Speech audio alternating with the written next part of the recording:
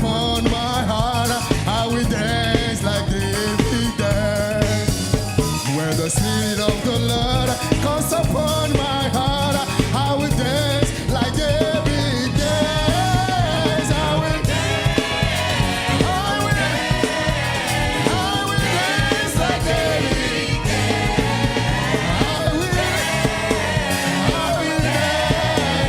I will dance like David danced. When the Spirit of the Lord comes upon my heart, I will dance like David danced.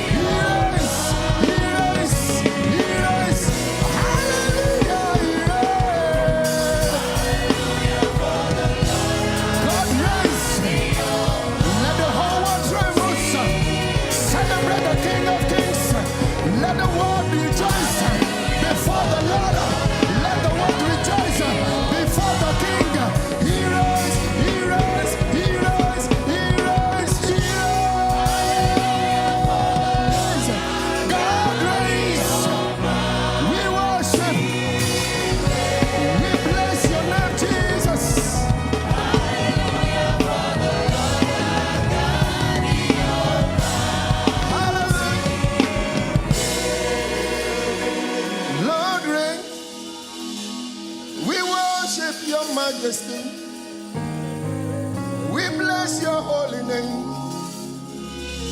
Holy Spirit of God, we welcome you. We reverence you, mighty God. We reverence you, King of Kings.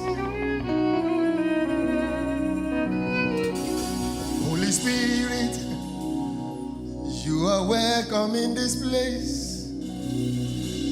Holy Spirit, we submit to your authority. Holy Spirit, let your presence go over us right now. Holy Spirit, you are welcome in this place. We welcome you, Lord. We welcome you, Lord. Everything wrong in me, take it out of me right now. Take it out of us right now. Holy Spirit, you are welcome in this place. Lord, we adore you and we bless you, Lord. Holy Spirit, you are welcome. You are welcome. You are welcome. You are welcome. You are welcome. You are welcome. You are welcome. You are welcome. You are welcome. You are welcome in this place. You are welcome. You are welcome. Oh, thank you, Lord. Brethren, welcome. I hope all is well with you. Before I share the message the Lord has laid in my heart, I just want to check in to be sure that you are well, you are in good spirits, the presence of God is with you, and you are experiencing the faithfulness of God, for God indeed is faithful. I pray that as you listen to the word today, God will deposit something in your spirit man that will make a difference in your life for good in Jesus' name. Amen.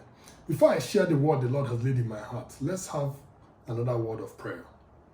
In Jesus' name, amen. Father, I want to say thank you for the opportunity to speak to your people again.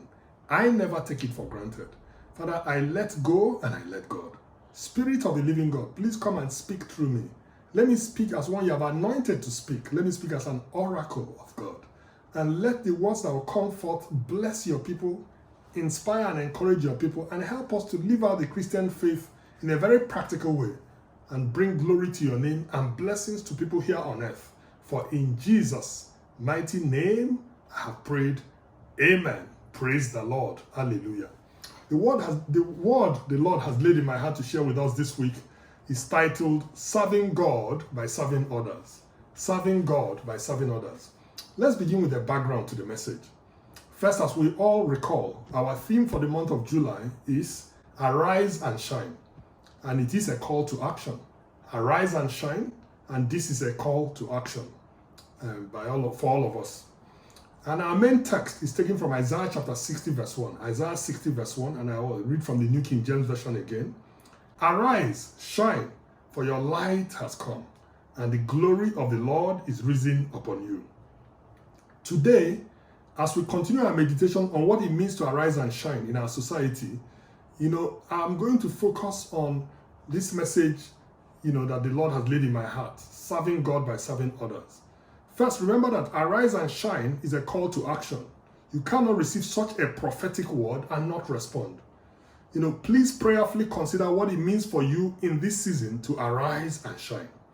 As I have said to us already, our Father in the Lord, Daddy Adeboye, and other authentic prophets and servants of God are challenging us to hear the word of the Lord and arise and shine.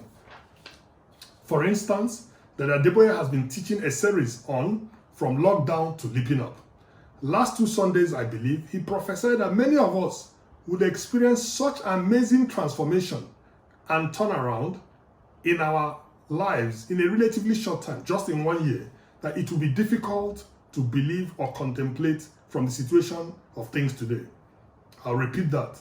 Just 2 Sundays ago, Pastor Adeboye prophesied that many of us will experience such an amazing transformation and turnaround in our lives and in our affairs in a relatively short time, in just 1 year, that it will be difficult to believe or contemplate that such a turnaround can happen from the situation of things today. Because I know things right now, may look negative. That's why the Bible teaches us that we walk by faith, not by sight. We walk by faith, not by sight. A couple of weeks ago, I shared a sermon titled, Why Sit Here and Die? And in that sermon, which was taken from 2 Kings, I believe, yes, chapter 7, 2 Kings chapter 7, the prophet Elisha had prophesied that in just 24 hours, they will experience a bounty in Israel. Things will turn around so dramatically.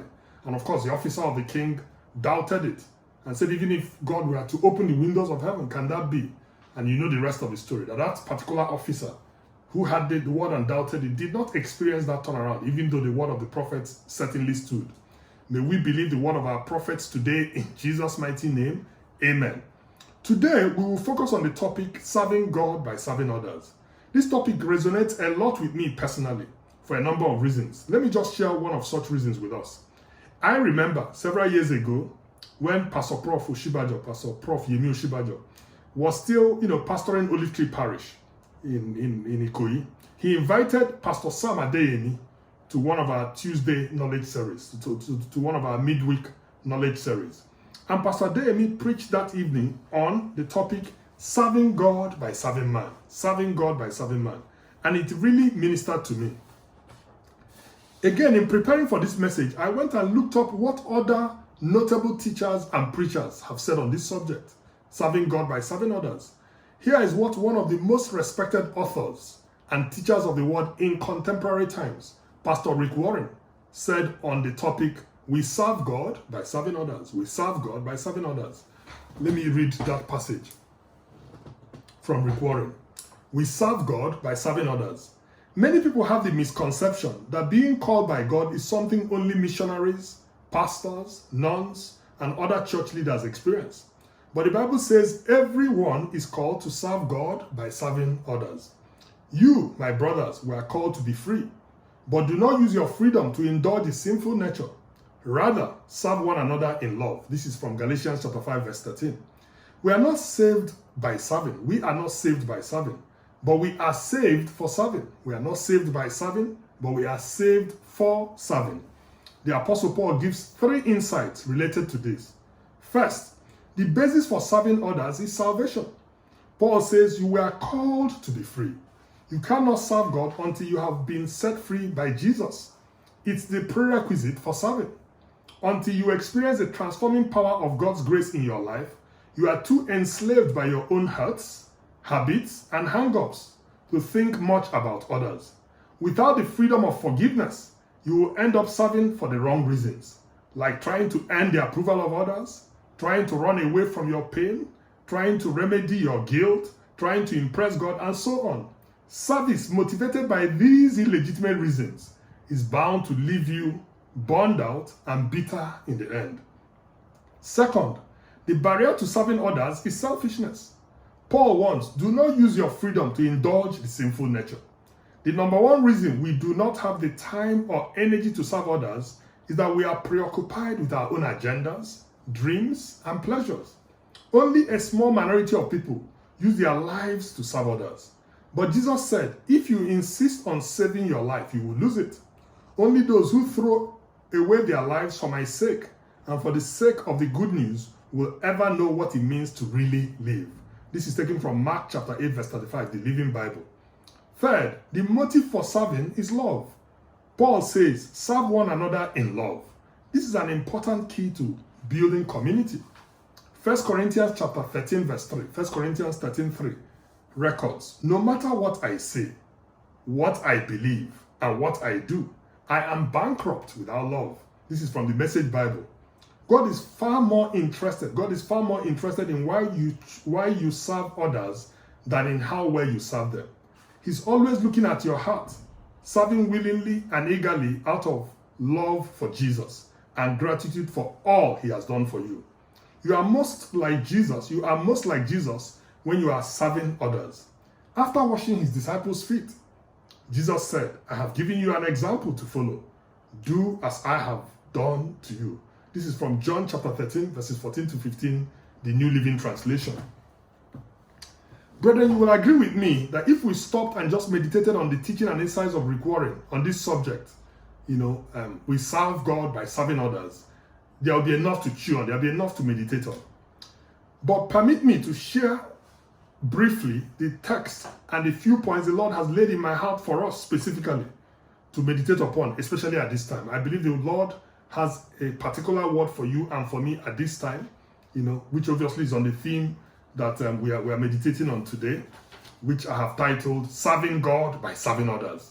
And the main text of what I want to share with us briefly is taken from Acts chapter 10, verse 38. Acts 10, 38, the New King James Version. Acts chapter 10, 38. How God anointed Jesus of Nazareth with the Holy Spirit and with power, who went about doing good and healing all who were oppressed by the devil, for God was with him. How God anointed Jesus of Nazareth with the Holy Spirit and with power, who went about doing good and healing all who were oppressed by the devil, for God was with him. Here is the outline of my message. The first part I have titled, What Will Jesus Do? I want to be an Acts 10:38 Christian by, understanding, learning what Jesus will do and doing likewise. Number 2, you must be anointed by the Holy Spirit and continually filled with the Holy Spirit.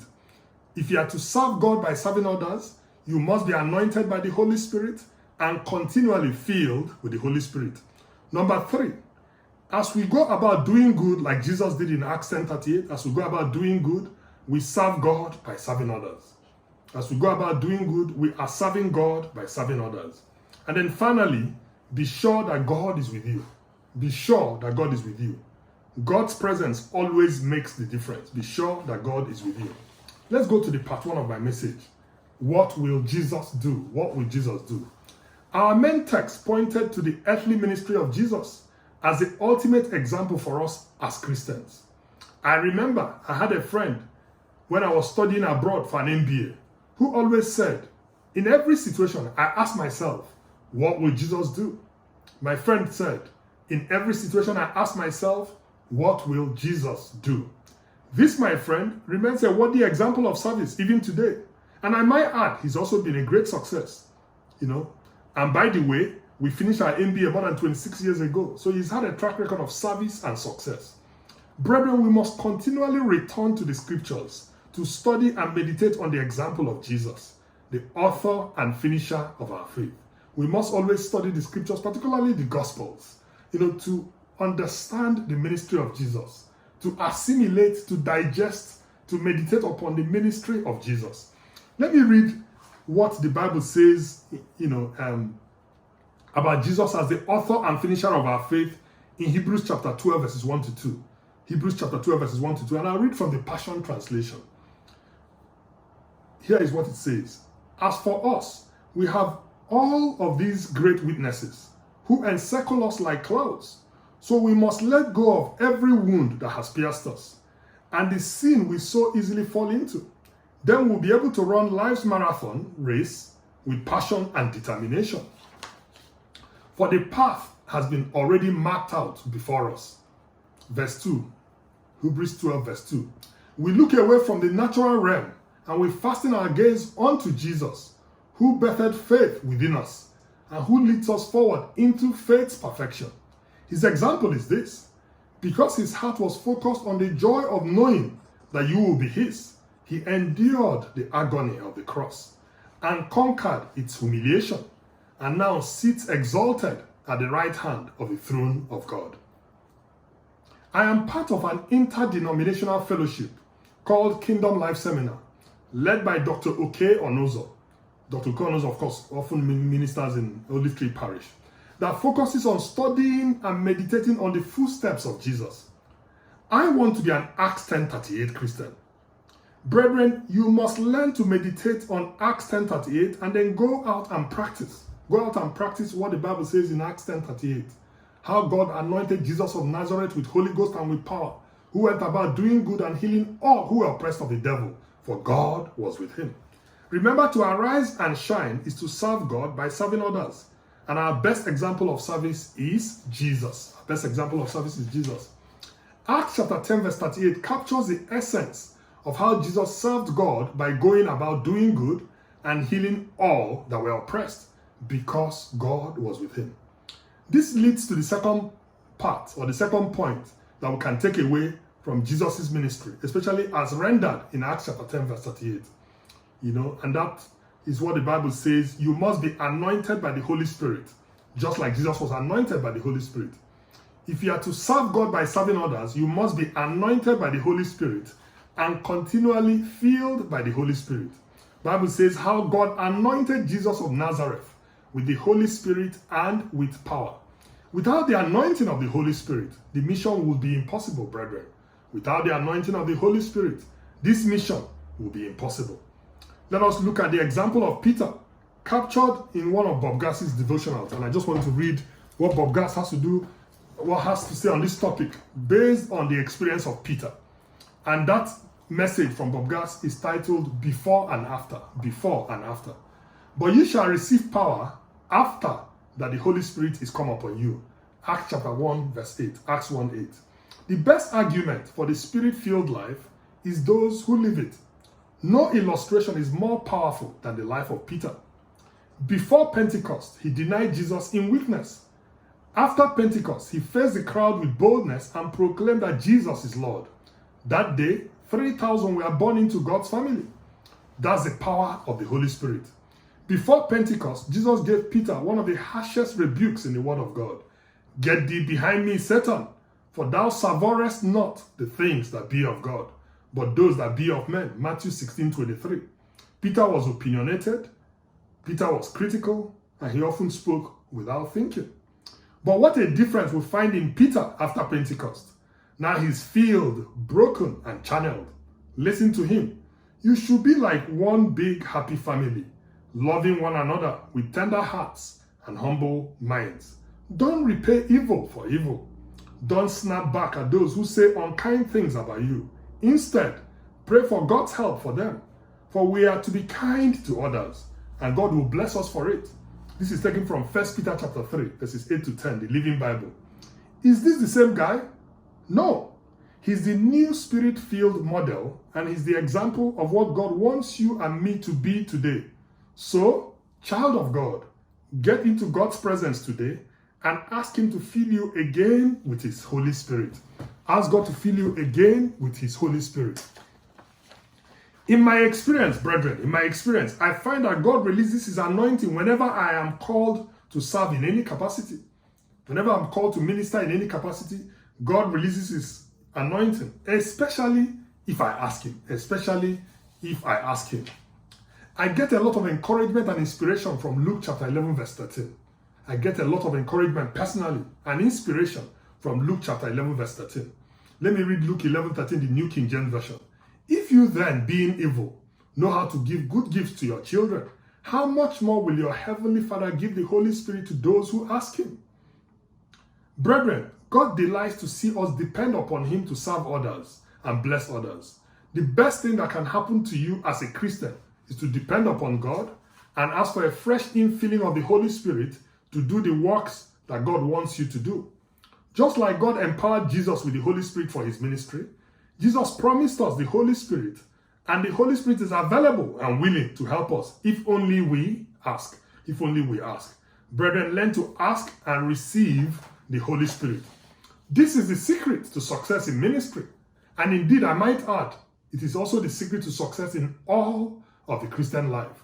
It's the secret to success in all of life for a Christian. I have shared the testimony that when I was turning 40, I realized the impact and the import of the Holy Spirit. I cried out to God that I want to be Spirit-filled and Spirit-led. I believe God answered my prayer then, and God is still answering my prayer even now. Let somebody praise the Lord. Hallelujah. Let's go to the third part of my message, which is actually the heart of the message. We serve God by serving others. We serve God by serving others. Let me read what the Bible says in 1 John chapter 4, 20 to 21. 1 John 4, 20 to 21, the Passion Translation. Anyone can say, I love God, yet have hatred toward another believer. This makes him a phony. To be a phony is to be a pretender, to be misleading. This makes such a person a phony. Because if you don't love a brother or sister whom you can see, how can you truly love God whom you can't see? For he has given us this command: whoever loves God must also demonstrate love to others. It is clear from the above passage that loving and serving others is a practical demonstration of our love and service to God. God anoints and empowers us for service. One of the most important discoveries I have made personally from studying the scriptures is that when you offer God valid reasons and motives for the things you desire, God will readily and willingly grant them to you. The Bible says, if we delight ourselves in the Lord, he will grant us the desires of our heart. In Psalm 37 verse 4. Psalm 37 verse 4. Look at the example of Hannah, who desperately wanted a son. The moment in 1 Samuel chapter 1, Hannah offered her yet to be conceived son to God. God answered her prayer and gave her Samuel. Of course, like we all remember, Samuel became a mighty prophet in Israel. The Bible says in 2 Samuel chapter 5 verse 12, 2 Samuel chapter 5 verse 12, that David knew that God established him as king and exalted his kingdom for the sake of his people Israel. David was anointed as king and his kingdom was established because of the people of Israel, because God wanted to bless Israel. You know, in fact, in Acts chapter 13 verse 22, Acts 13:22, speaking of David, God called him a man after my own heart who would do all my will. God said of David, he's a man after my own heart who would do all my will. What about the example of Solomon? In the case of Solomon, he asked God for wisdom to govern his people Israel well. He said, "This is your great people. I need an understanding heart. I need to be able to discern or, tell good from evil if I'm going to be an effective king or a good king." And of course, God helped him.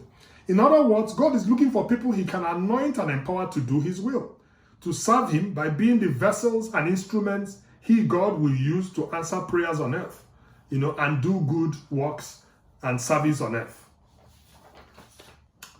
I remember in those days when Pastor Kayode Peter was still the pastor of Olive Tree Parish. Pastor Kayode Peter, many of us remember him. He used to tell us that because of God's foreknowledge, that God even knows the people that would, do well with the riches or blessings he will give them. And he always cited the example of Bill Gates. He said that God knew that if he made Bill Gates a billionaire, Bill Gates will use the billions to serve him, to be a blessing to the vulnerable, the kind of work he's doing in Africa, in healthcare, for the poor and so on. And the truth is that we serve God by serving others. He also gave the example of Rockefeller, who lived in 19th century America, 19th and 20th century America, and made billions from oil and eventually gave most of it away. Remember, the primary and mother fruit of the Holy Spirit is love. The main fruit of the Holy Spirit is love. Therefore, if we are filled and anointed with the Holy Spirit, it must provoke real love in us. The Bible says in Romans chapter 5 verse 5, that the Holy Spirit sheds love abroad in our hearts. The Holy Spirit sheds the love of God abroad in our hearts. We must love in practical ways. We must love in practical ways, especially at this time. May God help us in Jesus' name. Amen. What is God prompting and nudging you to do? Especially for others, or for the greater good of our society, or even for the community where you live, or for your family. We must learn to partner with God to be part of the solution to the things God wants to do on earth.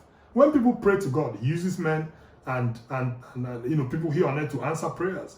God has put man on earth to function and serve in a way that will bring down God's kingdom and glory on earth. God has put man on earth to function and serve in a way that will bring down God's kingdom and glory on earth. That's why the Lord's Prayer tells us to pray as such: "Thy kingdom come, that will be done on earth as it is in heaven." Let's go to the final part of my message for us today. The final part of the message I'm led to share with us. Be sure that God is with you. Be sure now that God is with you. God's presence makes the difference. God's presence makes the difference. The Bible, speaking of Jesus and his ministry in Acts chapter 10 verse 38, our main text says, "Who went about doing good and healing all who were oppressed by the devil, for God was with him." For God was with him. For God was with him. One of the most important secrets to successful ministry is to learn to covet and treasure the presence of God. Make up your mind to partner and cooperate fully with God. Invite his holy presence all the time to go with you like the saints of old. You remember the story of Moses, the example of Moses in Exodus 33 verse 15, where he said, unless your presence go with us, unless your presence goes with me and goes with the children of Israel, we will not go to the promised land. And of course, God answered and went with them. What about the example of the sons of the prophets who invited Elisha as God's representative to go with them when they wanted to build a new and an expanded place to worship God? In 2 Kings chapter 6, verses 1 to 7. The presence of God makes the difference. The presence of God is what makes the difference in whether we are acting in the flesh or we are letting God lead us through his Spirit. The Bible says that our works will be tested by fire in 1 Corinthians chapter 3, verses 13 to 15. 1 Corinthians 3, 13 to 15. And I'll read from the New Living Translation. But on the judgment day, fire will reveal what kind of work each builder has done. The fire will show if a person's work has any value. If the work survives, that builder will receive a reward. But if the work is burned up, the builder will suffer great loss. The Bible also says in Galatians chapter 6, verses 6 to 7. Galatians chapter 6, verses 7 to 8. Galatians 6, 7 to 8. This time I read from the New King James Version. Do not be deceived. God is not mocked. For whatever a man sows, that will he also reap. For he who sows to his flesh will of the flesh reap corruption. But he who sows to the Spirit will of the Spirit reap everlasting life. Learn to bring God into everything you do, even if there are good works and good things. Because like the Bible tells us in 1 Corinthians chapter 13, verse 3 that we read, even if you gave your body to be burnt and gave all you had away, if it is not underpinned by love, and God is love, then, God is not in it. It's useless. The starting point is to make up your mind to live a God-conscious life. Why don't you make up your mind today that you will live a God-conscious life? In other words, ensure God is always with you by being in constant communion and fellowship with him. Ensure God is always with you by being in constant communion and fellowship with God. Let me close with a story of one of my daughters. A few years ago, we of course we had a habit. We still do have a habit. I had a habit then, and I have a habit now of praying for our children. And at times we'll ask them, okay, what is your prayer point? What is your request? What do you want God to do for you? And I remember one of my daughters said, her prayer point at the time, and we still use it to pray for her today, is that the presence of God, the Spirit of God, will never leave me. That was what she asked. She said, I want the presence of God to be with me. I want the Spirit of God never to leave me. And of course, that was, a good thing to ask. And we have been using it to pray for this, my daughter, and to pray for all our children. Remember, Jesus taught us to be childlike in our prayers and in our relationship with God. In Mark chapter 10, verses 14 to 16. Why don't you make up your mind today to be childlike? Like that little child. Why don't you also learn to pray? Say, Father, may your presence never leave me. May your Spirit never leave me.